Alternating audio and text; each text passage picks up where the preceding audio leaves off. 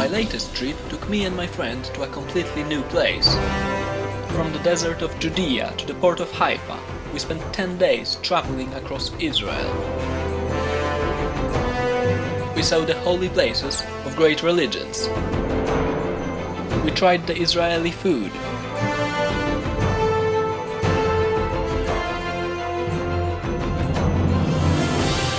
We swam in the Dead Sea. We drove by bus, we walked, we saw beautiful sceneries and little towns. We sunbathed in Tel Aviv, and we had a great time traveling, exploring and experiencing Israel with its old and its modern side.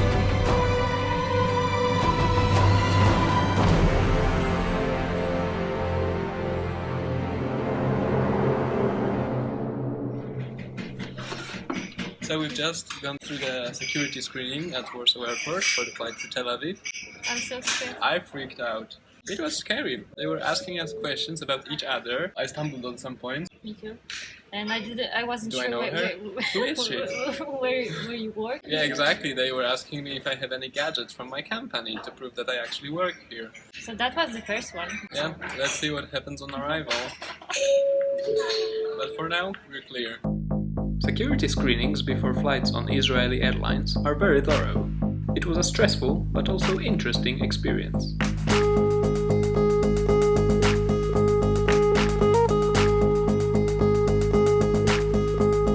In addition, we were arriving to Israel on Friday afternoon, and we had very little time to get to Jerusalem before the transportation shut down for Shabbat. Okay, just past the passport control? Yeah, success! We managed to catch a minibus that took us to our first destination.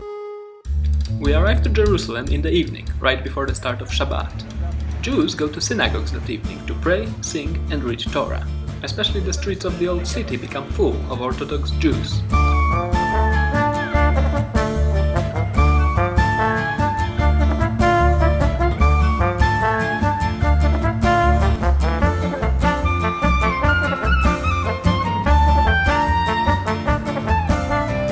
Orthodox Jews are 10% of the Israel's population, while 65% are moderate. However, the Orthodox group grows 3 times faster, which means they are becoming an increasingly important part of the society.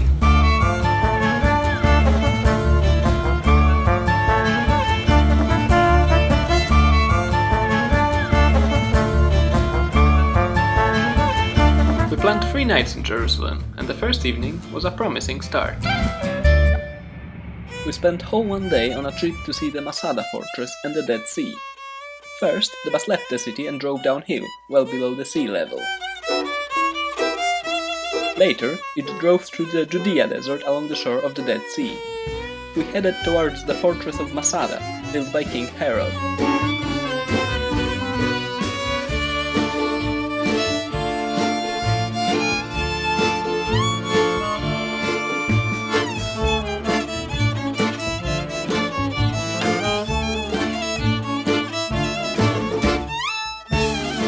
The fortress is known for the famous siege of Masada, when 500 Jewish rebels chose to commit mass suicide rather than surrender to Roman troops. After that, it was time to have some fun. We stopped to take a dip in the Dead Sea, about 430 meters below the sea level. It's famous for its extreme saltiness.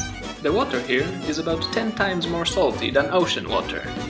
Also, the thick mud supposedly has a purifying effect on skin.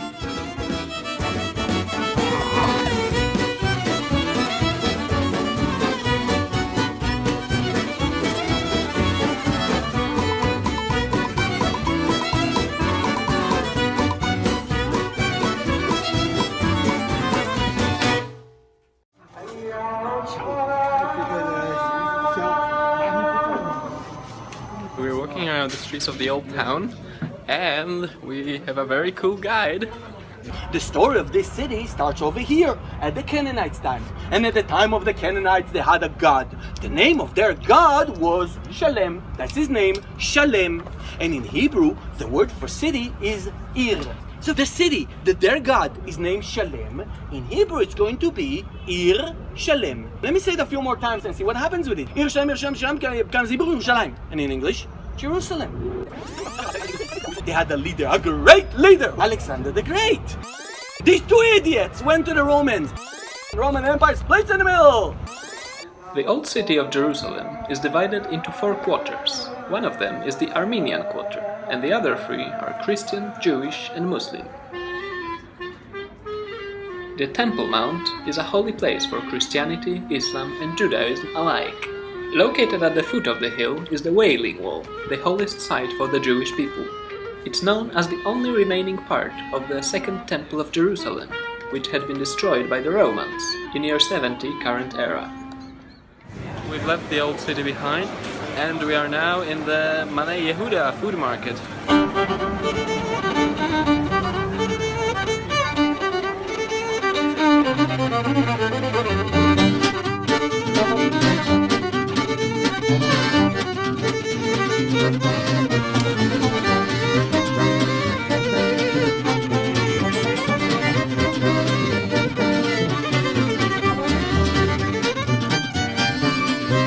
4 days in Jerusalem passed quickly, as we were busy exploring its history, culture, and vibrant street life. We also made sure to try some Middle Eastern delicacies in local restaurants.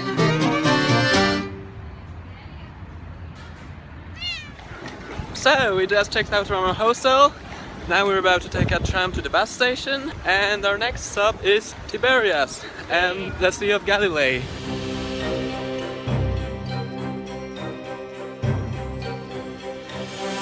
On the way to Tiberias, the bus drove to the east from Jerusalem through the desert, and then to the north along the border with Jordan.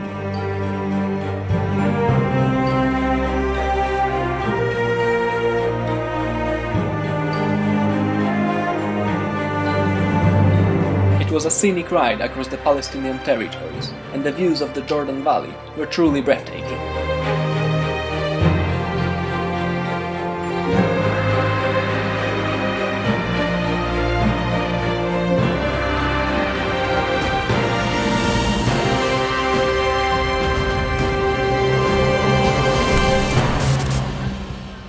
To Tiberias, and we're planning to make a short stop to see the Sea of Galilee before setting off to Nazareth.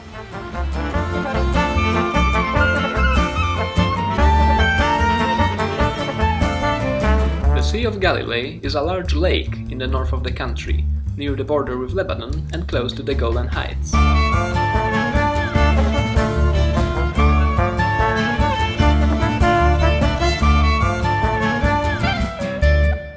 We wanted to go to the platform to catch the bus, but I found a suspicious item. Could be a bomb, and seems we have to wait.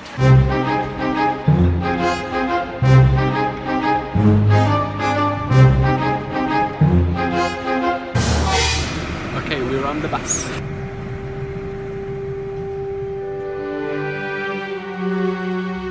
With the bus, we traveled to the city of Nazareth, which is a pilgrimage place for Christians and where reportedly Jesus Christ spent his childhood.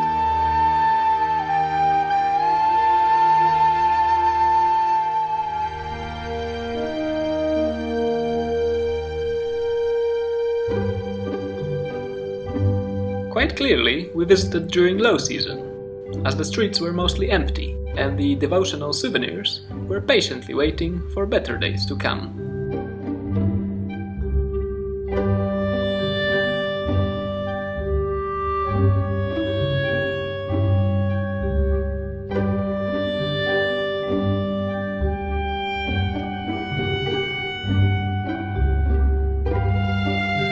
Calm and quiet streets of Nazareth were a welcome change after crowded and touristy Jerusalem. However, we were about to spend 2 full days in the town, so we tried our best to fill them with any available activities. Visiting the viewing points, exploring the narrow side streets, and trying local street food. Okay, so we're having the local specialty, which is called, what's the name? Tamban? Yeah, I think it's called tamban, and it looks pretty much like pizza, with that one difference that it's with yogurt. It looks tasty. Yes, mister, how are you? Great, thank you. Come. Yeah, push it.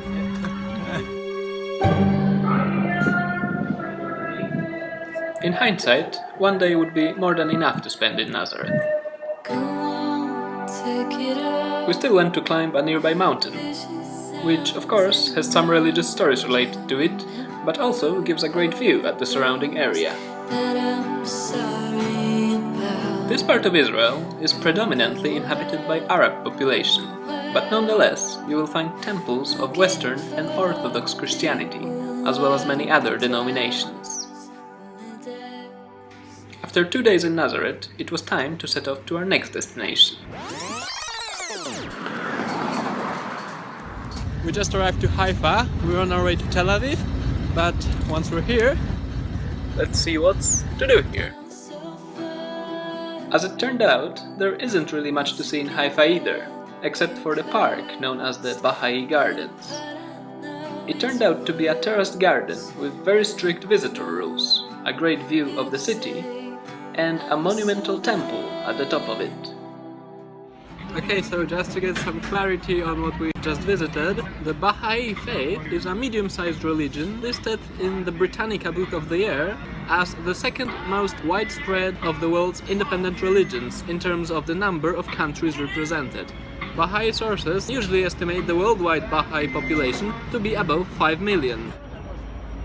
We're at the train station in Haifa, and as much as we've enjoyed our visit here, we decided that there is still time left for us to go somewhere else, so we decided to make a short hop and check out what Accra has to offer.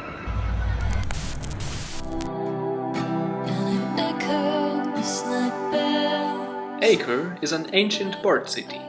It dates back to the Bronze Age and is one of the oldest human settlements on Earth. It used to be an important trading hub, but in the course of centuries it lost its past importance.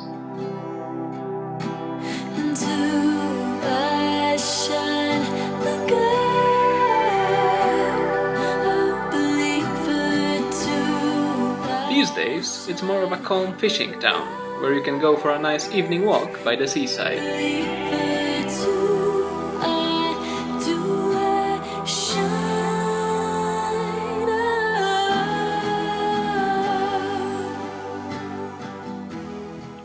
So we've checked into our host place in Tel Aviv, but I'm still sort of wrapping my head around the temple we saw yesterday. We've actually got a leaflet. It's in Polish. What it says is, "Welcome to the Global Baha Center." So apparently the principles of the Baha'i religion is total gender equality, universal mandatory education, rejecting all kinds of prejudice, and acknowledging that science and religion should remain in harmony. Wow. I like them. Let's read what's written in the fine print. It also says about the gardens in Haifa. That's funny because what it says is that the decorative elements have been placed there simply because of aesthetic reasons and do not have any religious meaning. Where can you donate? Tel Aviv was the last stop of our trip, and out of the cities I've visited, it's probably the most relaxed one. It has a unique, laid-back vibe, and also many beautiful modernist buildings, some of which could use some renovation.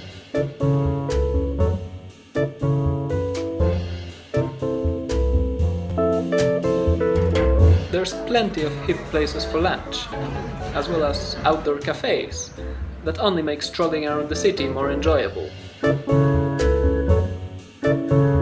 We walked down the streets and got to Jaffa, the oldest part of the city, located by the sea.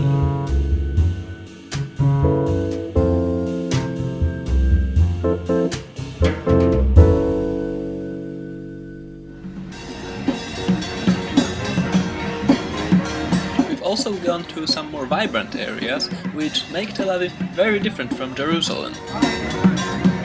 But the most important difference between these two cities is that Tel Aviv has a beach.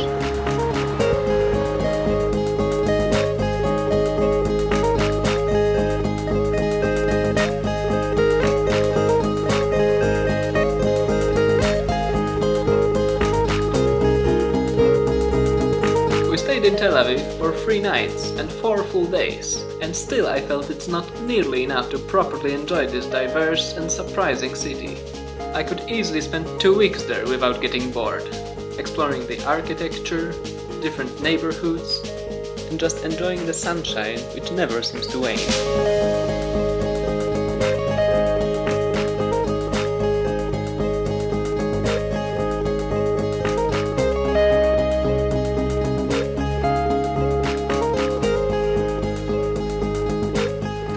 An evening walk in Tel Aviv, and I love it.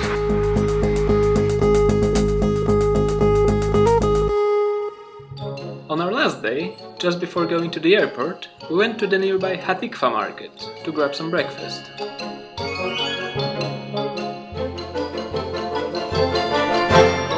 There were many food choices, but we decided to still try something new before we go. We tried a pastry called jahnoun that originates from Yemen. It's a rolled up dough slowly baked overnight. This way it's still warm the morning after it's prepared, which makes it a perfect breakfast dish for Shabbat. That was a wrap of our stay in Israel. And even though it's a small country and we moved around quite a lot, I still feel there's plenty more to see and discover.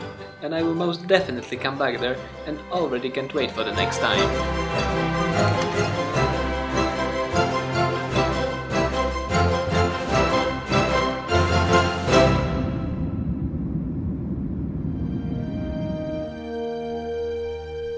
According to the Baha'i faith teaching, the human purpose is to learn to know. We're having an evening walk in Tel Aviv, and it's absolutely marvelous. We're having an evening walk in Tel Aviv.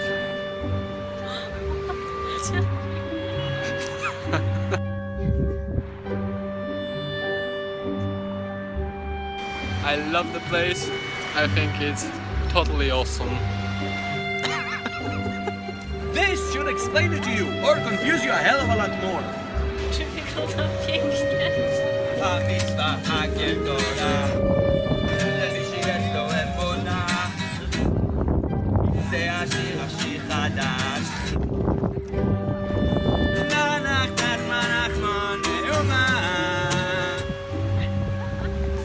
Right behind me, you can see the clock tower of the port of Jaffa.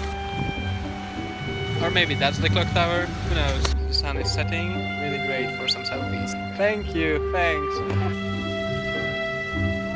Who knows.